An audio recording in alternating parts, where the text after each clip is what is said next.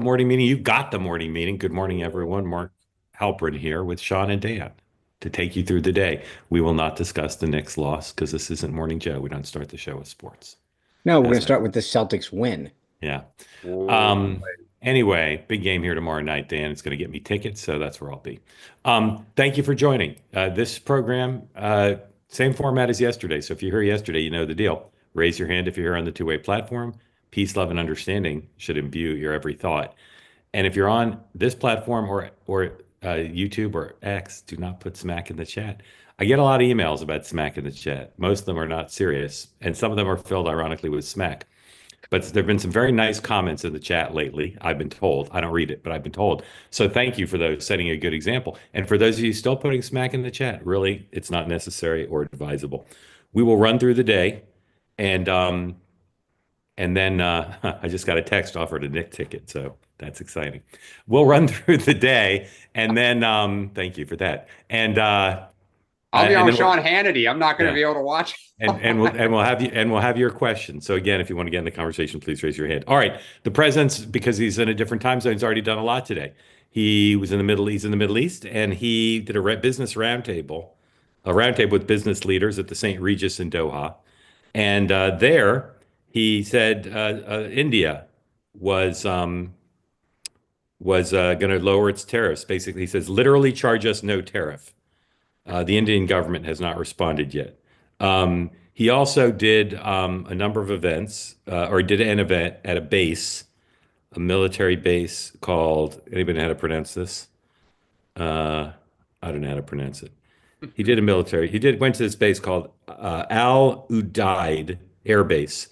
And there he made remarks. And if you look at anyone who tweets on the president's behalf, you will see that they were quite excited at, not surprising, any commander in chief shows up. So here is some of what the president said to the American forces at this Al Udaid Base 103, please.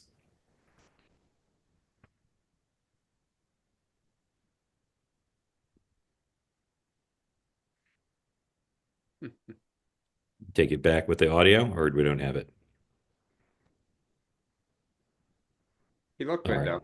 He looked fine. Let me know when we have the audio. We'll play that. I'll continue on with the schedule while we wait. In any event, the president made his remarks there, and he's going to a state visit he's going to tour a mosque later today, and then he's got a state visit with in Abu Dhabi, and he's staying tonight at United Arab Emirates state visit, 6:30 p.m. local time.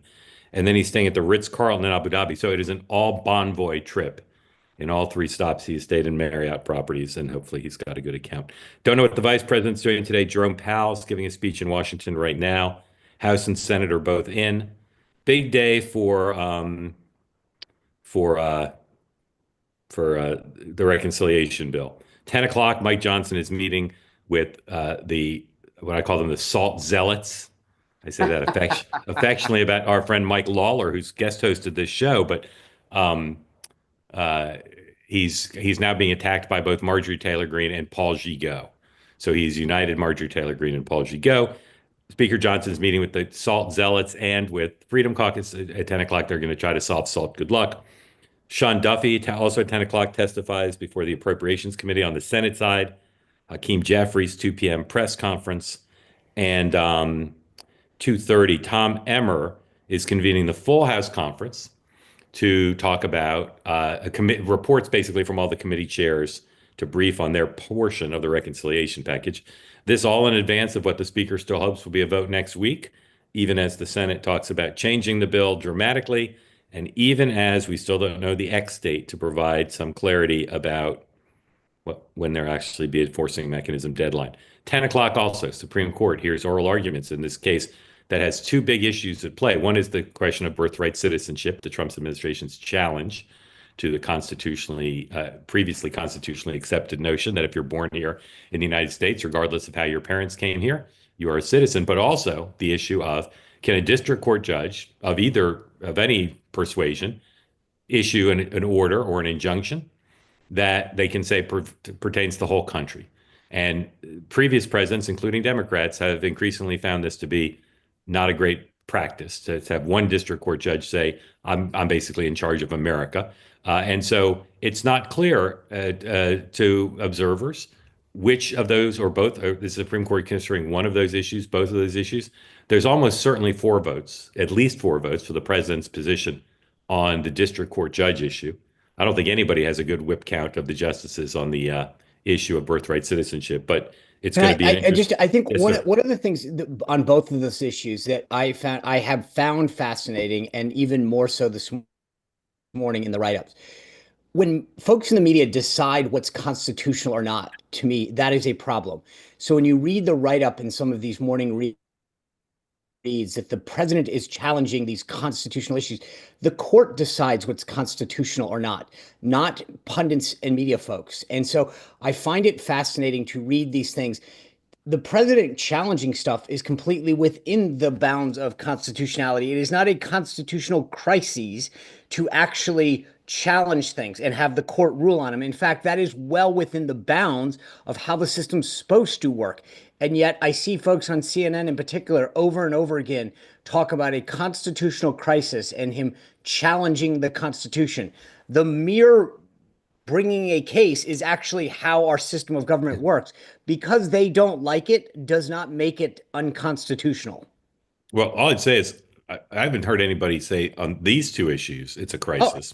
Are you They have kidding? on these Birthright? issues? That has been an absolute. It said it's a refrain. crisis. All right, I haven't heard that. But I think what they're saying in this case, and again, as you know, Sean, I share your view of the general bias against the president and most of the press. But I think in these two issues, the precedents, the previous precedents, are against the president's position. You're right; he can challenge them. Again, part of it is, I have a guy named Josh Hammer on my show from time to time, and both him and Dershowitz and these guys, it's like when you hear it's for some reason the media defaults to all of these left-wing legal pundits, which is fine. Everybody gets this is what we do on politics, is talk about things based on our background.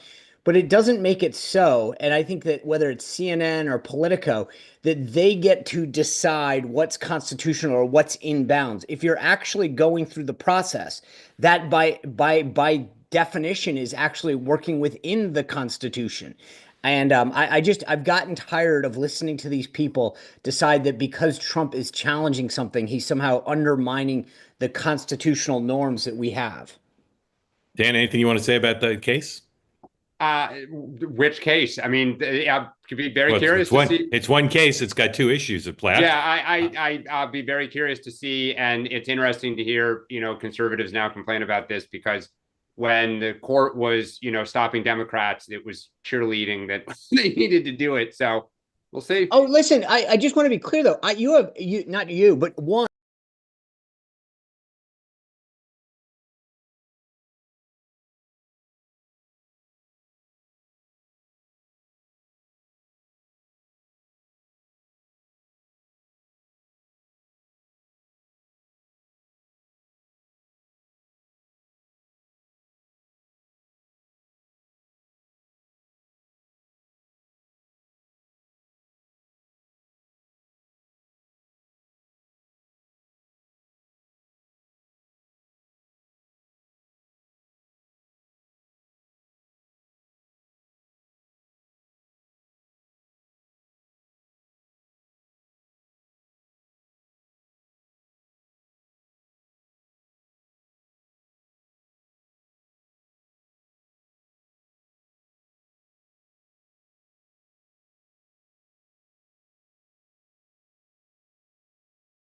Nobody has the planes or the missiles or anything else.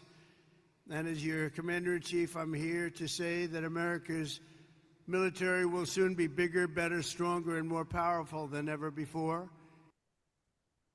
All right. So obviously they like that. I'd love to hear from the commander-in-chief. But here's what they liked more. Getting a chance to see live something probably all of them had only seen on television. Roll that, please. I think I don't need to tell you which one that is, but maybe I do. Young man, there's no need to feel down. I said, young man, pick yourself off the ground. I said, young man. Nothing like quite like seeing that in person. All right. Enough of that. All right. There's some data out this morning on inflation that suggests inflation's not so bad, that it's tempered. But then Walmart announced just a few minutes ago that they're going to raise prices because of the tariffs. That will get a lot of focus today. So let's just start there on the economy. Dan, it is, as we say, mixed. The markets, we'll see what happens on the open, but the futures look fine. What's your sense of where we are in the economy?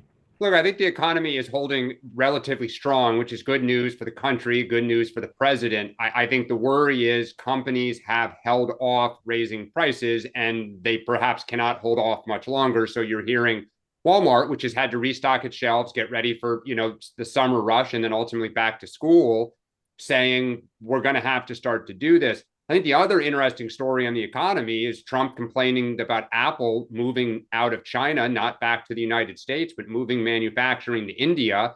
There have been other companies that have quietly said the same thing on earnings calls that they're leaving China to go to other markets. And he's not happy about it. And I'll be very curious. Apple so far has no comment, but that's a big kind of under the radar economic story. Sean.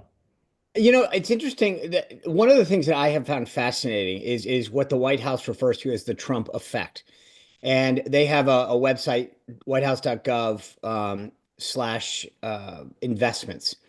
And it lists all of the companies. Dan mentioned Apple, NVIDIA, Eli Lilly, et cetera, that are now upwards of, I think it was upwards of $3 trillion of direct investment in the United States. And then you see this investment commitment from first Saudi, then Qatar, and now in the UAE, literally trillions of dollars. And none of that was baked in any economic expectation or forecast, right? So if you think about and again, I will remind everyone I got a D in economics. But I got to believe even with a D in economics, you got to say 5 trillion plus additional dollars of direct U.S. investment has got to be very positive for the U.S. economy. That's not baked in any of these expectation or forecasts that are coming out. So I think that's the one factor that no one's talking about, that no one's considering, and not giving, frankly, him credit for either.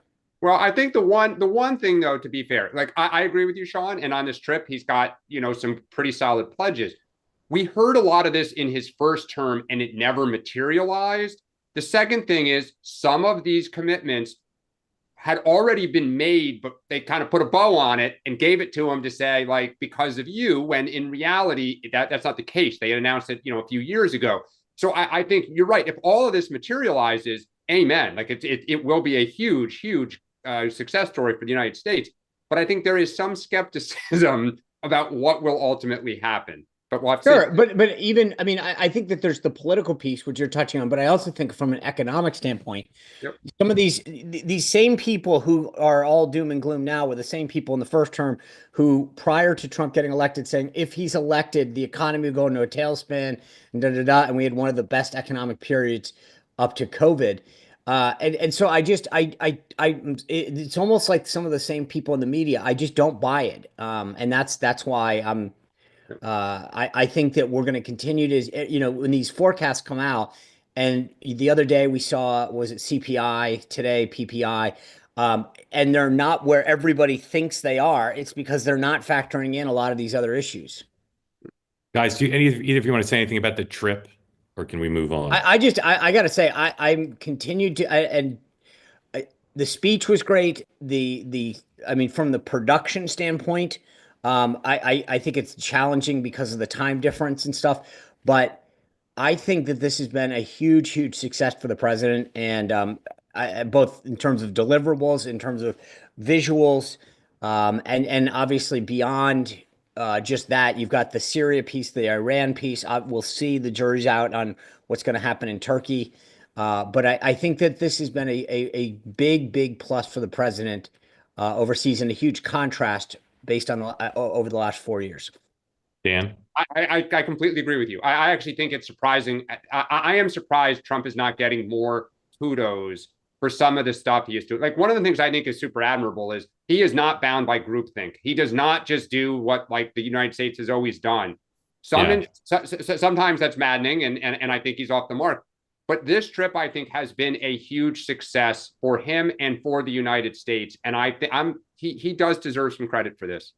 So I'll say this. First of all, if you're ever done presidential advance, particularly on international trips or like me covered it, A+. The advance on this trip has been spectacular.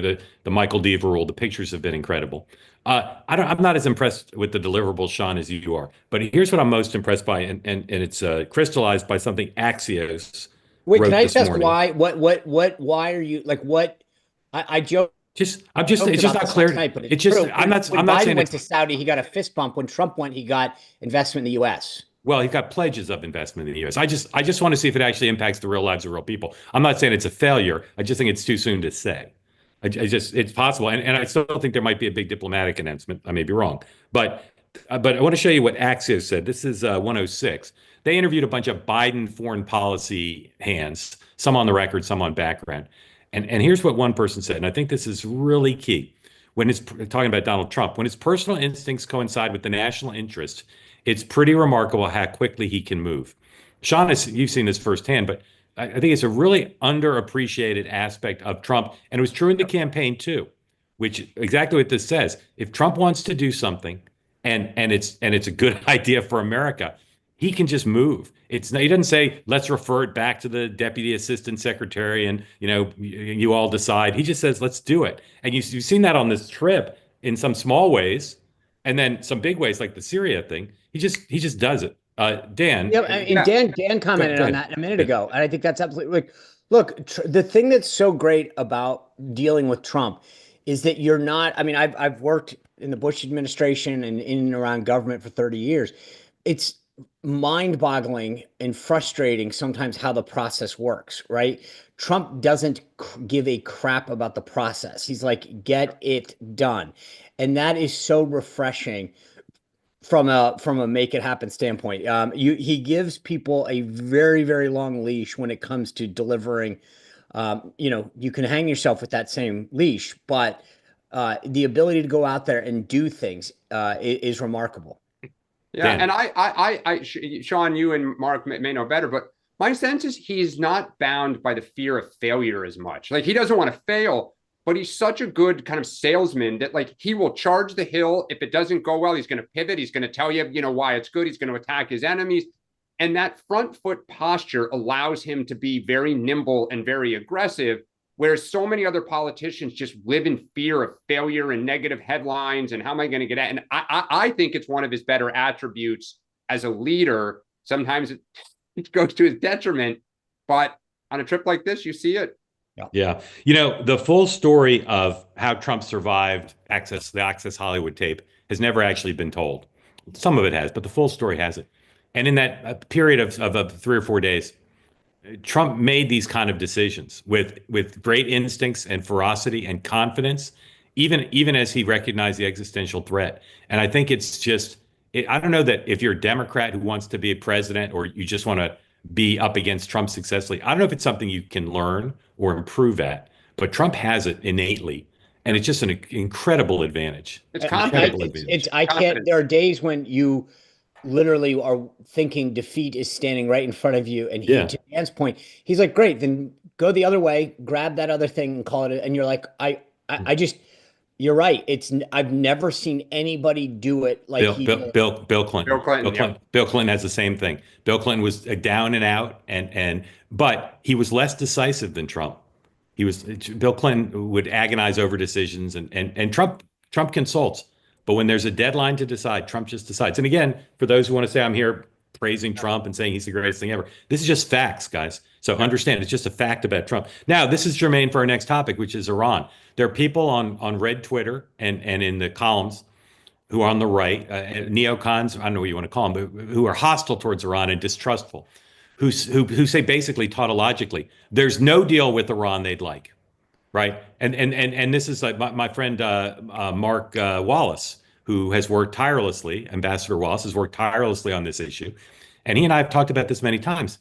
There's just a school, the Spicer Wallace school, that says if it's a deal with Iran, it's bad. And you say, Yep. well, let me tell you the details of the deal and how good it is for us. And also let me tell you what the alternatives are to no deal and how bad those are. And the Wallace Spicer school says, don't care. It's a deal with Iran. It's bad. They can't be trusted. And so that school says sanctions, rhetoric, Blockade. military threats, blockade. And so, but nonetheless, Donald Trump has spoken in the last 24 hours very positively about the prospects of a deal. So, Sean, I ask you, are you willing to look at a deal, or are you from the Spicer Wallace school says if it's a deal with Iran, you're against it? I'm against it. Tell me I mean, what it his is. name's on the building. How can? Yeah. Look, first of all, I will say this. This goes back to, if the president always believes he can get a deal. Always. That is just to your point about it, like in his DNA. The harder the deal, the harder he'll work to get it, right? He wants to defy expectations, and I respect the heck out of him for that. That being said, I think you can, quote, get to a deal with Iran. I don't think you can ever trust them. I don't think that there is enough verification that will ever be possible. So I believe that you blockade the hell out of it. You choke them off of all of their oil opportunities and sales, and just literally dry them out. That's and frankly, to me, that's a much more viable option because you get what you want, and isolate them. But to me, I think it's a fool's errand to think that you can ever trust Iran, ever.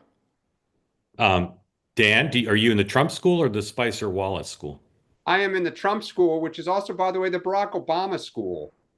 Because I mean, there's so many ironies here about how much Trump has gone 360 degrees or 180 degrees on some of these issues. But I mean, this was the calculus that Barack Obama made. That, I mean, look, Sean, I agree with you. You can't trust them. The problem you have is we can blockade them with Europe all we want, or try to. One, the Europeans are no longer completely aligned. Two, they're just going to go to China and Russia. So they have viable options to sell services and goods and buy services and goods. And you have the Israelis standing there who are getting very, very antsy here and are not pleased. They're not pleased that they're not being consulted on some of this. The stories that they're finding out information through espionage, not through consultation. Same stories we heard about in the Obama era, for which we were attacked repeatedly by one Donald Trump. So I think Trump is doing the right thing. The question is just ultimately, Iran has other options. And I think you're right, Sean. They won't follow all the deal, just like China and India won't follow all the problem deals. is that this is a deal with their ultimate goal. I mean, again, two things. One, what's their short-term goal? To get a nuclear weapon, right? Number two, they pretty much almost have. Right. I mean, so that's and so they're buying time more than anything else. And number two is they literally will go out there and say death to America. This isn't the kind of group that's like, oh, all right, well, there's a deal that we have. All right, hold on. Half the people he's meeting with right now say the same thing. We got to move on. We got to move on. A little bit of breaking news. Don't look at your phones, guys. Don't look at your phones. I look at the camera and you guys. JD Vance, the White House just announced JD Vance is going with his wife to the Pope's inaugural mass on Sunday. Okay. So is he going to Turkey too then? It's a double date. What couple is going with the Vances to the Pope's inaugural mass? Kamala Harris? No. Oh, Marco and his wife. Jeanette. Okay. Correct. Very nice. Very good guess, Sean. In the Catholic family. All right. Let's do these next group quickly, even though they're momentous. Russia, Ukraine. Zelensky is in the Turkish capital, which is, as you know, not Istanbul, to meet with the Turkish strongman, as I like to call him. And Putin's not there. There's a lowish level Russian delegation. Dan, what do you think will happen today in Turkey? Anything? Putin will just keep stalling. Yeah. Sean, Marco Rubio is there. We can show the arrival while Sean answers. But what do you expect out of Turkey today? Anything? I hope, because I don't know what to expect, I hope that Rubio expresses the president's disdain for Putin's lack of willingness to come to the table, and that there is some economic aspect or sanction or what have you that gets announced. Because I think that I've said this all along. I really thought that Putin would be smart enough to go and at least buy time. I don't think that he was going to get it. I mean, it's like Iran. I don't think that he was ever going to get a deal, but I think he should have been smart enough to say, okay, at least I got to play the game, and he didn't do that. Okay.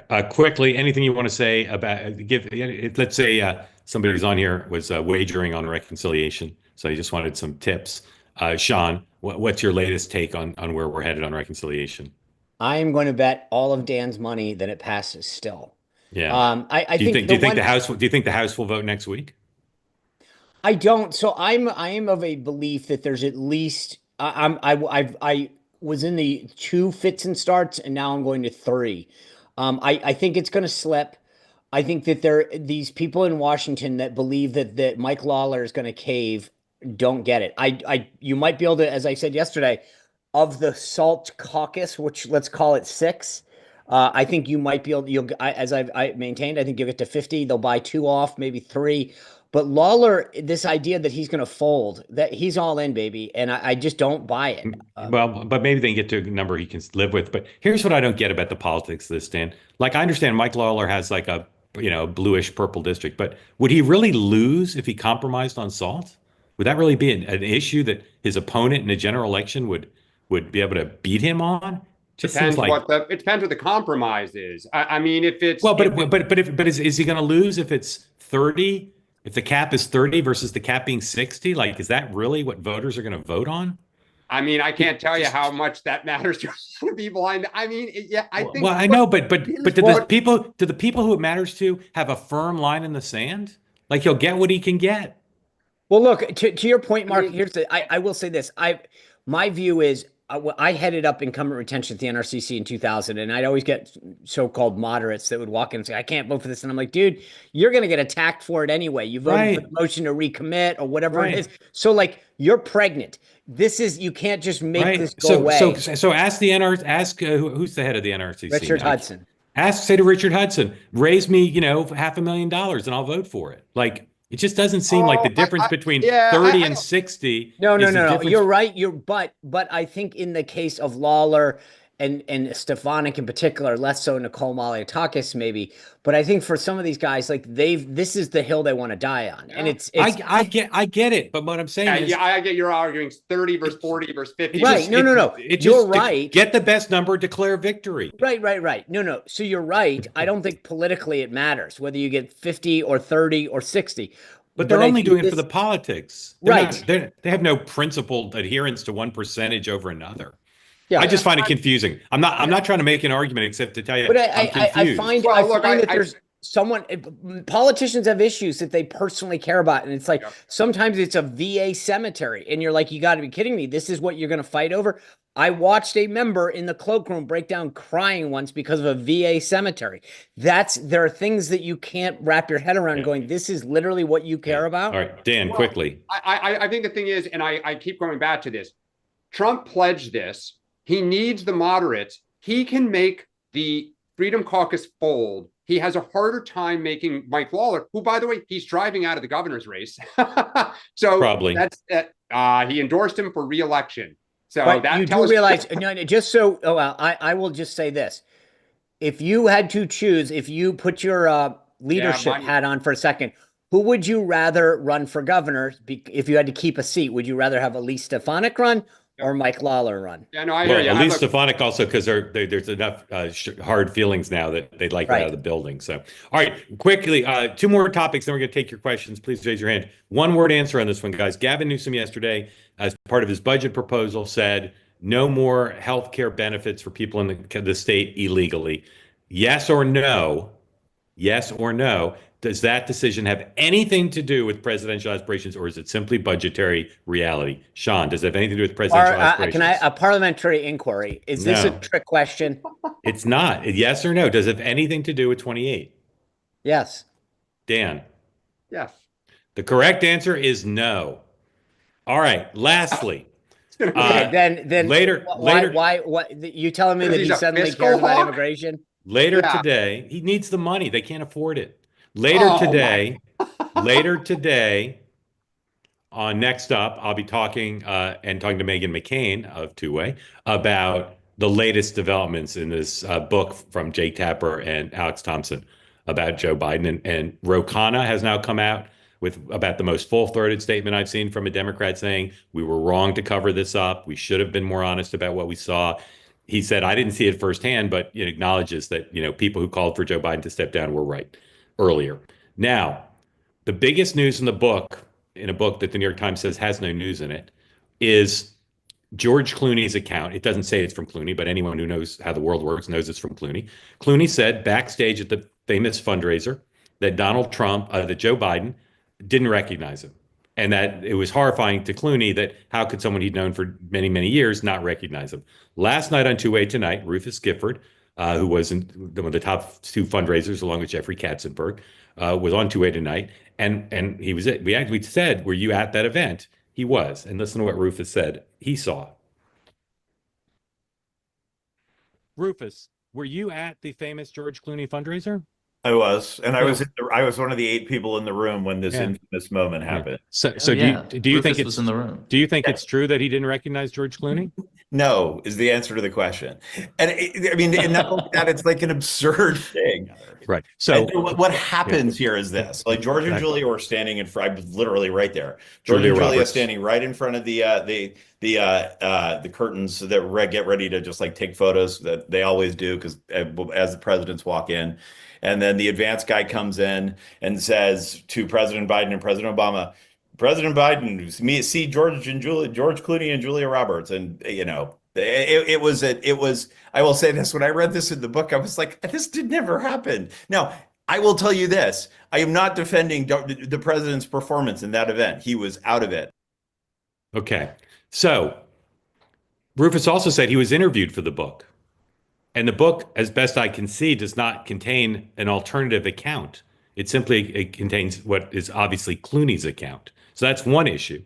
But the other issue is, here's a guy who was right there and says he saw it completely differently. So, Dan, what do you make of Clooney v. Rufus? And keep in mind, they're both sharp-dressed, handsome men. So don't let that factor into your adjudication.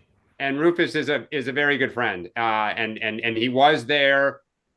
I will always give Rufus the benefit of the doubt, but what I will say is somebody is not telling the truth. There were multiple people in the room, as he said. I have not heard President Obama or anybody else come out and say, which they could very easily do, that is simply not true. Instead, Rufus did though. Rufus did, but I'm saying in terms of Rufus says one thing, Clooney, let's say, says the other. What say the other people in the room? Right. And in that regard, I think there's silence. And this goes back to immediately after that event, there were murmurs that Barack Obama was somewhat horrified about what he saw. And Rufus says he was out of it. But no one's cleaning it up other than I'm not. You said lie. I'll just say it's not clear. They might. Well, you did. You said somebody's lying, but it could be they just had different impressions of the moment. Sean, you're a student of the media and of backstage fundraiser of moments. What do you make of this?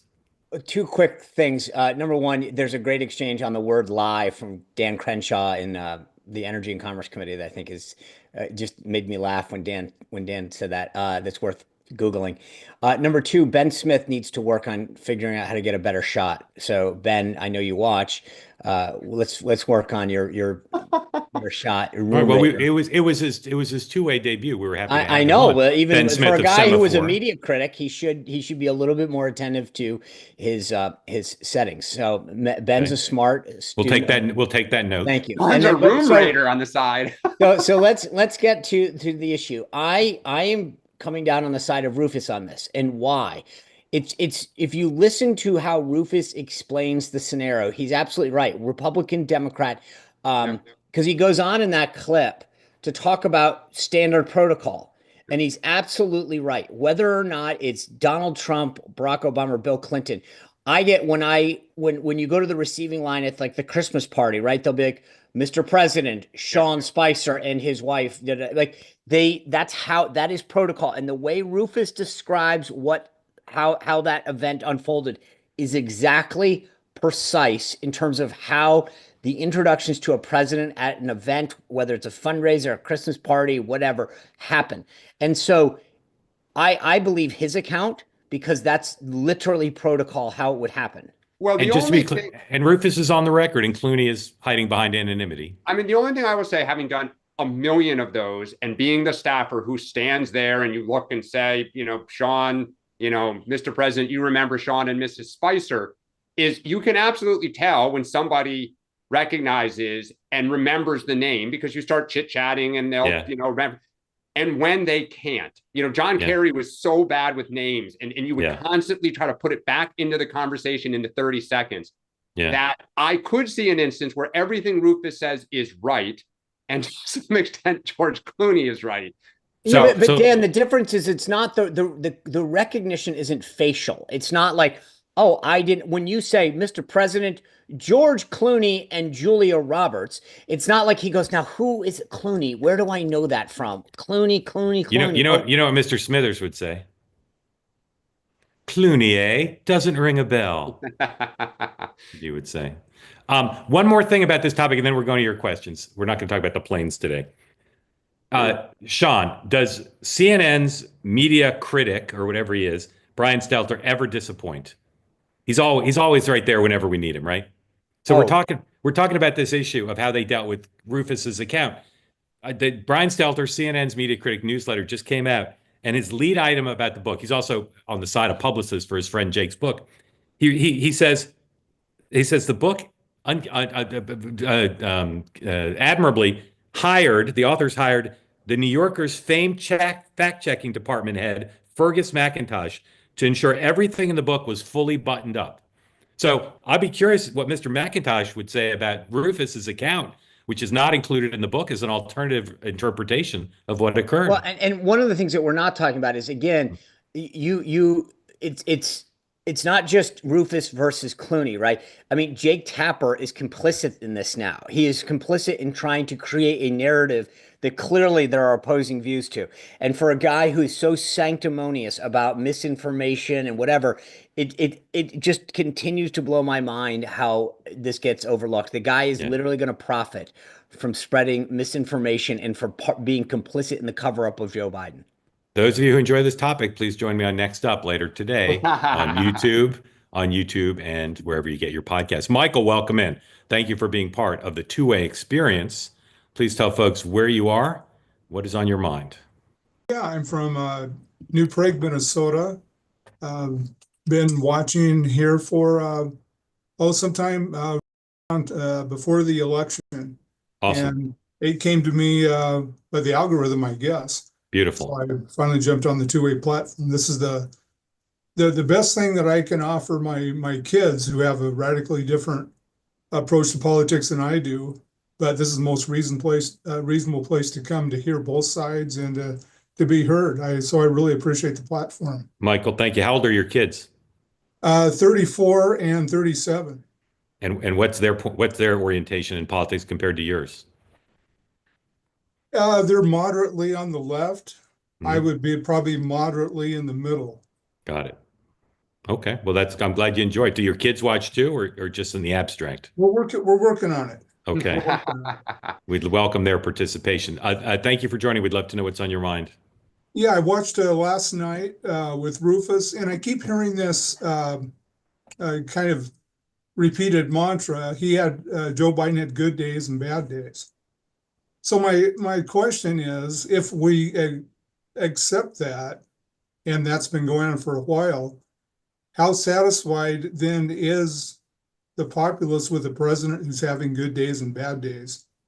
To me, that's a disqualifier. Yeah. And the party in control at the time should have taken that seriously and invoked the constitutional remedy. Michael, I can't tell you how much I appreciate that question, because I've had that conversation with Biden people who would say to me, well, he has good days and bad days. And I'd say, if a CEO of a company, they said, well, he has good days and bad days. They say, well, no, the CEO needs to have just like a series of consistently good days. So I've never understood that defense. I think it's factually true, because we saw him at the State of the Union. He was fine at the State of the Union. But he read a teleprompter. No, he didn't. No, he riffed. He did plenty of riffing at that State of the Union. He didn't just read the teleprompter. Dude, if you rest for as long as you did, get jacked up on Red Bull. but he had other good days. He had other good days. It's not like he had 99 bad days and 1 good days. I can't give you an exact calculation, but he had plenty of good days. But again, I go to Michael's points right on point. It's not, that's just not a defense to say, well, he had some good days. And it's also, I will say, not a defense to say, well, he's fine between 10 a.m. and 5 p.m. That's not a defense either, because the presidency does not work like that. It's not like hosting a two-way program where you can just do it for an hour and then go take a nap. I mean, I think the challenge, Michael, is that when they put points on the board, those first 18 months, passing all that legislation, if you go back, the headline was always, or the story was always, Biden was in private, twisting arms. Like, he never used the bully pulpit. He was never out there, right? Because he couldn't. They couldn't risk that he was having a bad day. They couldn't risk the, kind of public freeze-ups. So I think when the midterms happened and Democrats overperformed, I think their collective takeaway was, we're being successful and the public is just rewarded us for the last 2 years, essentially, right? Because they exceeded expectations. Rather than saying, as you and Mark just said, he is so severely limited. Like, the Biden pushback today is, does anyone have an example of when Biden was not able to make a decision? Well, perhaps the decision needed to be made at 8 p.m. and it wasn't made the next day till noon. Perhaps, when he was not having a good day, they had to delay it in general. Like, that's their one pushback. And Dan, as you suggest, it's just crap. It's just crap. And it is crap. I'll tell you this. I work in the healthcare industry. I was a federal prison chaplain for 20 years, did 8 years of hospice, and now I work with long-term and cognitive care. And to me, for several years, just watching President Biden's gait, his facial expressions, the Parkinsonian affect, the president could not function on many situations. I'm sure of it. Plus what I saw with my own eyes. Yeah. So here's my question: if we can't move past the political expediency of someone who's a commander in chief, the nuclear football, all of those things, diplomacy, whatever, and impose the remedies that's provided in the Constitution, whatever party it is. I'm 65. I've 25, 30 years left on this earth. I got kids and grandkids. It would be my expectation and hope, maybe altruistically, that we could move past this for the good of the country, the nation, and the world, and our future. And that's where when I listened to Rufus last night talk about good days and bad days, I'm going, that is not an excuse. And if Rufus saw that, how can he? I know he's a lawyer and he's a partisan, and I appreciate that. But still, can't we rise above this a little bit? Is Rufus a lawyer? Did you say he's a lawyer? No, he's not a lawyer. He's not a lawyer. He's not a lawyer. One of the points the book makes, which is correct, is that he shouldn't have run in 20. And he shouldn't have run in 20 in part because of Hunter. Right. That's the other. But he also shouldn't have run because of his condition. And I will tell you, the press's failure, Donald Trump was held accountable, not for everything, but for plenty of things in the 20 election. Plenty of things. The press did not hold Joe Biden, who campaigned from his basement because of COVID, who didn't do interviews, who clearly was exhibiting cognitive decline. The press is accountable. The Democratic voters chose him, though. But I will say the family should not have let him run. It shouldn't have even been a consideration in 20 or 24. It shouldn't have been a consideration, as far as I'm concerned, as someone who has a kid and someone who saw his cognitive decline, as I've said many times. And not just lately, people on Twitter saying, "Oh, why didn't you say this before?" I saw it in 2017, and I've been saying it since 2017. Well, Mark, you said that the Democratic voters chose him. He was the choice offered. No, there were 20 people running. There was in a lot of 2020. people. I'm talking about in 2020. I'm talking about in 2020. He shouldn't have run. The family shouldn't have run. Right. The press should have scrutinized him more. But in the end, the voters chose him. Well, so. After the primary, they chose him in the general election, but I just can't help but believe that he was put forward by the powers that be within the party. No, the powers that be didn't want him. He ran on his own. Yeah, I mean, he didn't win Iowa. He didn't win New Hampshire. Jim Clyburn kind of pushed him forward because our party traditionally snaps back. They flirt with the most progressives, and then they kind of tend to go back to the safest choice, which was Biden. Right. And he gets in there. I also just quickly, don't underestimate, this is a guy who served in a body that had Strom Thurmond, Robert Byrd, and a bunch of people that basically were way past their prime. The staffs ran the office. They wheeled them out for votes. And Joe Biden saw this as like, you can be successful. You can get reelected in these states, even though you're way past your prime. And by the way, look at our leadership. Look at how many committee chairs are in their 80s and really should not still be in office. So like our party has a problem beyond Joe Biden. Yeah. Sean. The one group of people, and I mentioned this yesterday, so I don't need to go back to my clippable moment, but I will say that the staff around him has been the least accountable group, right? So Anita Dunn, Ron Klain, Jen Psaki, Corinne Jean-Pierre, people who came out publicly and said he's in great shape. I see him all the time. Corinne Jean-Pierre, you know, again, as a guy who owns a lot of you lied and you deceived us or whatever, your priorities are out of whack if you think that what I said was a problem, but you don't have a problem with Corinne Jean-Pierre saying on live television that he runs circles around her. That is a blatant lie. Yeah. And again, the media now led by this author, now they're saying, how dare these people engage in a cover-up? When they sat there silently while they lied right before their eyes and said, best, you know, run circles around me. You know, can't keep up with him. He's so amazing. Right on top of that subject matter. And they just accepted those answers on TV sets in the White House briefing room, TV, Ben sets Smith, in the briefing as room. much as I was joking about his set, he did make some good points. There was all of there's this pattern. The Hunter Biden laptop, the cover up here, right? Over and over again, you know, people on the right are called conspiracy theories, wackadoodles, etc. And then suddenly that's, oh yeah, you were kind of right. Over and over again on subject after subject. And the media then turns around, and what I just crushes me on this is that they are literally going to profit from the cover up of these stories and now to pretend that they're part of the solution. I would say they have not come clean on Biden Inc. They're still lying about Biden Inc. Correct. Yeah. I mean, incredible. And by the way, none of this is, there's literally evidence after evidence, you know, person after person that has said, here's the deal. This is my conversation with the big guy. Here's emails to prove it. And literally, no, that can't be true. Yeah. And let me say again to those of you who say, why aren't you talking about Don Jr. and his business deals? Why aren't you talking about Donald Trump's acceptance of the plane? Why aren't you talking about Stephen Miller's threat to get rid of habeas corpus? Those things get talked about plenty, lots of places. What's not talked about is the necessity in our democracy to have a Democratic Party with credibility. Look at the latest AP poll about what people think about the Democratic Party, and to have a news media that has credibility. If you want Donald Trump held accountable, you need to have those two institutions have credibility.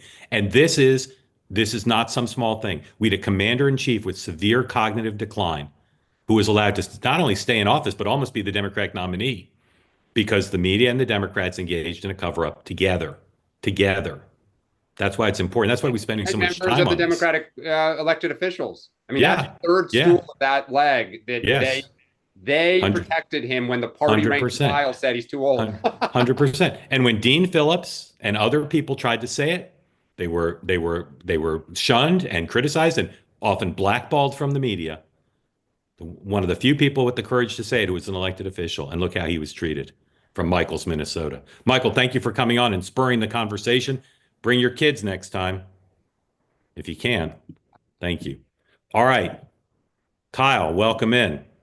Glad to have you here. Please unmute yourself. Yep. Tell everybody where you're from and what's on your mind. Yeah, I'm from Las Vegas, and I love this show. I made a tweet about it yesterday, a post about it yesterday. Mark, I mean, you're the next Tim Russert. You are the Tim Russert of today, and Sean and Dan are fabulous. And I'm a full-fledged Republican, voted for Trump 3 times. And just to let you know, I heard about you through Red Eye Radio back before the election started, and they really promote you quite a bit. So love the show. It's very fantastic. great for you. Thank you for your overly kind words, and we're glad to have you part of the community. So thank you.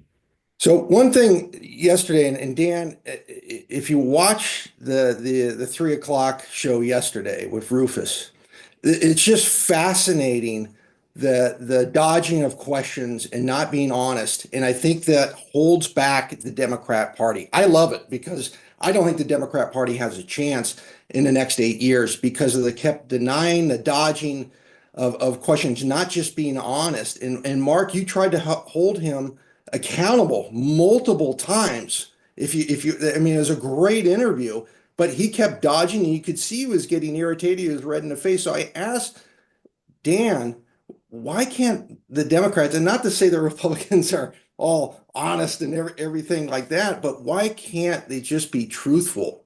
And I think if you were like yourself, you call balls and strikes, Dan.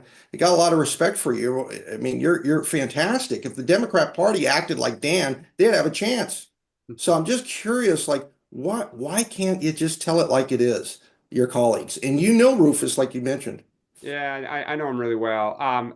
I won't speak for Rufus, but look, I think this is not unique to the Democratic Party. In the 4 years between the Trump terms, and even in Trump's first term, Mitch McConnell and Paul Ryan and others mastered. I hadn't heard that. I'll let the president speak for himself. Like, people, you can either like kind of say what is really the truth and kind of kick the mule, so to speak, or you can just be like, there's no upside, they think, to kind of coming out and saying this. And so the party leadership, I mean, I don't know if you've seen Hakeem Jeffries' press conference the other day when he was asked about whether Biden, or you would want Biden to come campaign for people because Biden has offered.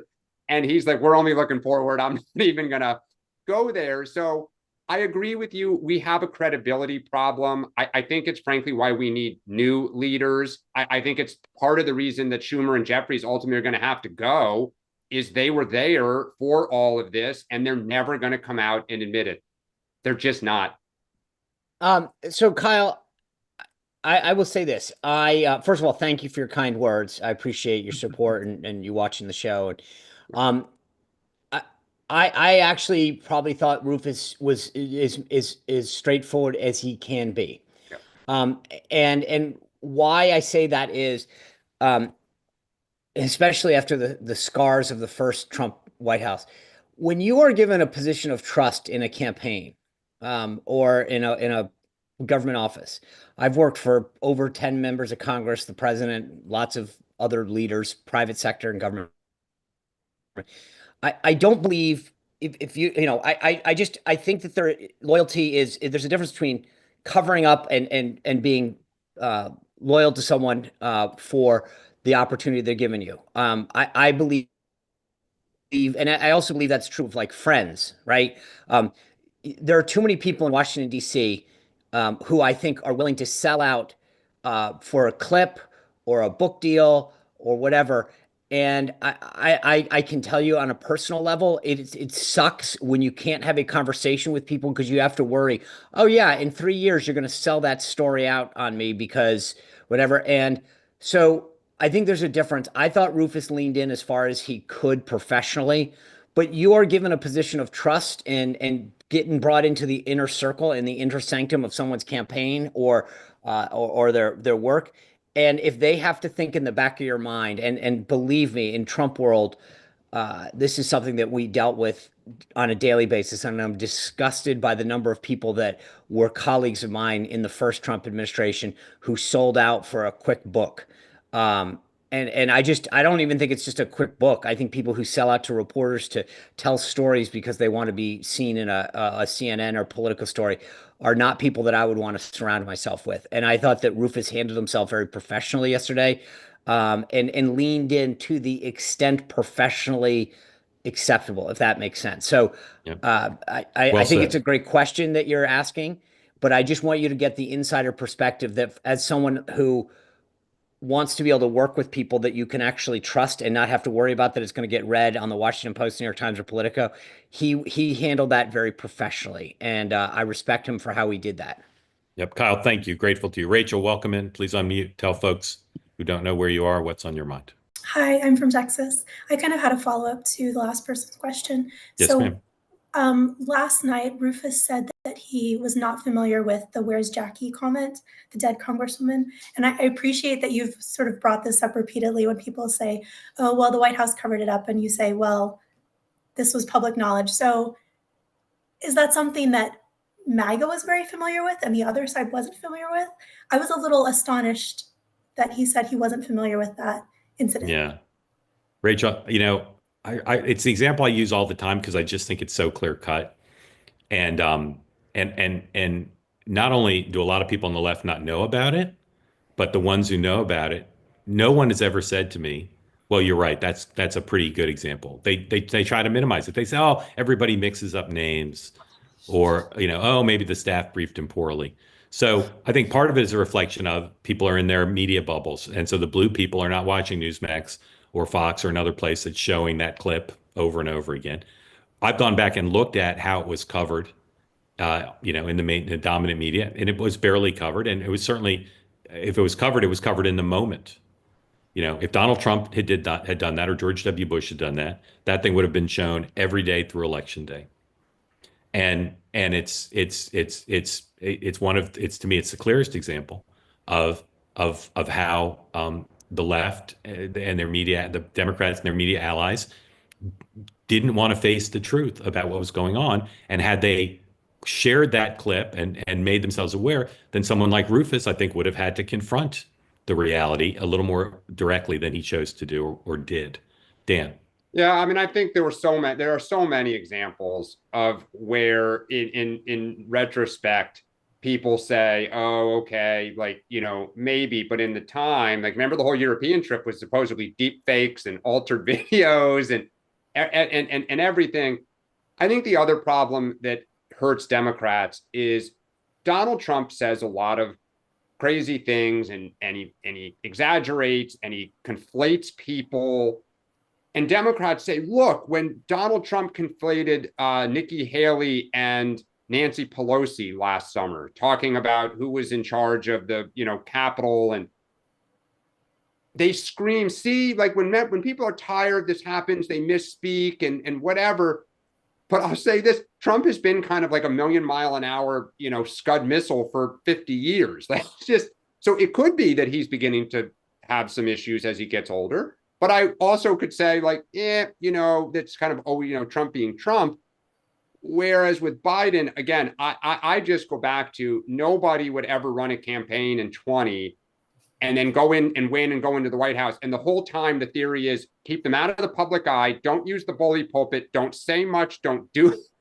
The reason they did all of that was they knew he could not.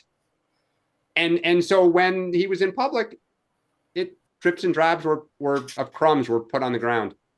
Sean. Yeah, all I'll say to Dan's point is it's not one instance that people are saying, did you see this one thing? There was a constant stream of instances. The Jackie one, I think, is just much more illuminating because it's like you're literally calling out a dead person at an event that was meant to honor the dead person, right? So that's sort of jumps to mind, but you can name 30 other events where it was like, wow, he did this. So I think that's the bigger and broader issue here, is that it was a true cover-up at the highest levels. The other thing I'll say is there's two kinds of people. There are people who watched President Biden's debate performance and declared themselves surprised or shocked. And there are those of us who watched it and said, bad luck for the Democrats, but no surprise, because he could have performed like that literally on any day, particularly at night. Rachel, thank you for joining. Grateful to you. Please come back. Sean, what do you have on tonight? Well, we're going to keep this discussion going. We got a big panel coming your way. Larry O'Connor, Grace Curley, and Bradley Devon of the Daily Signal. But then I'll tell you this, I'm already looking forward to this tomorrow night, Steve Bannon. There's a lot. I will just give you one preview question. There's somebody who said to me, and I hope he's not listening, it's not just Donald Trump. Steve Bannon is rumored to be thinking of running in 2028. And I'm just going to clear the air. Yeah. Dan's rumored to be running in 2028 too. Could be quite a matchup. Wow, this is Turrentine what if versus you Bannon. would you guys consider teaming up? No. The series of Lincoln Douglas debates all across. I don't want to get divorced. What are you talking about? Dan, what are you doing tonight? Nothing Hannity. Actually. I'll be on Sean Hannity tomorrow night. Was on Laura Ingraham last night. So okay. Watching Sean tonight. All right. So let's see. I gotta find my promos here. Moynihan Report, 7:00 tonight. It's already been recorded as a two-way, but it'll stream for the first time tonight at 7 p.m. Joshua Citarella. Citarella? Is he related to the Citarella grocery store here in New York? I hope so. Okay. 2-way tonight, 6 o'clock tonight. Don't forget to watch. We'll have all the day's news. And then, as I mentioned, on Next Up, my video podcast, which you'll be able to watch later today on YouTube or listen to wherever you get your podcasts. Meghan McCain and I will talk more about Joe Biden and the credibility of the media and the Democrats. And Charlie Kirk will be my guest. I was on his program yesterday. He's on my program today. And we'll talk about MAGA and everything else in the news, a little bit about how Charlie organizes his thoughts and his life. Very grateful to you all for joining. The three of us will be back in 23 hours. And of course, tomorrow's Friday, winners and losers of the week. And what to look for over the weekend. David Hogg. That's a feature. That's a feature you won't want to miss. We have to take Biden off the table tomorrow. He can't be a loser. It's too I think that's fair. That's okay. it. You can use David Hogg if you want. Yeah, or he could be the winner. Or Alex Thompson. Thank you all for joining. We'll see you in 23 hours. Have a good day.